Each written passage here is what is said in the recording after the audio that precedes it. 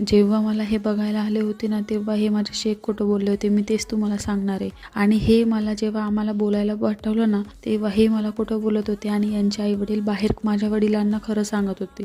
काय झालं होतं माहिती आहे का, माझ्या पहिले यांचं एक स्थळ जमणार होतं, म्हणजे नारळ रुपया वगैरे होणार होता. त्याच दिवशी त्याच मुलीने फोन करून यांना सगळ्यांना सांगितलं की तिचं प्रेम दुसऱ्यावर आहे म्हणूनच ते फिक्स झालं नव्हतं, म्हणजे तेच तिथंच थांबून गेलं होतं. मग त्यानंतर माझं स्थळ यांना आलं ना, की यांना तीच भीती होती की परतच ते सगळ्या गोष्टी न व्हाव्यात म्हणूनच ना यांनी मला इतकं गोल फिरवून विचारलं ना, की आणि ना त्यांनी मला त्यांचं नव्हतं सांगितलं. त्यांनी असं सांगितलं की त्यांच्या फ्रेंडसोबत या सगळ्या गोष्टी झाल्या आहेत म्हणून. तेच मला कबलवत वगैरे होते की माझ्यासोबत पण तसं काही आहे का म्हणून. तेच मी त्यांना सगळं व्यवस्थित सांगितलं आणि त्यांनाही तेव्हाच विश्वास पटला. आणि त्यानंतर हे सगळं जेव्हा त्यांनी मला सांगितलं ना की असं झालं होतं म्हणून, तेच त्यांच्या घरच्यांनी माझ्या घरच्यांना यांच्या बाबतीतच सांगितलं होतं आणि यांची खोट आहे की तिथंच पहिले पडली होती. चला तर मग बाय.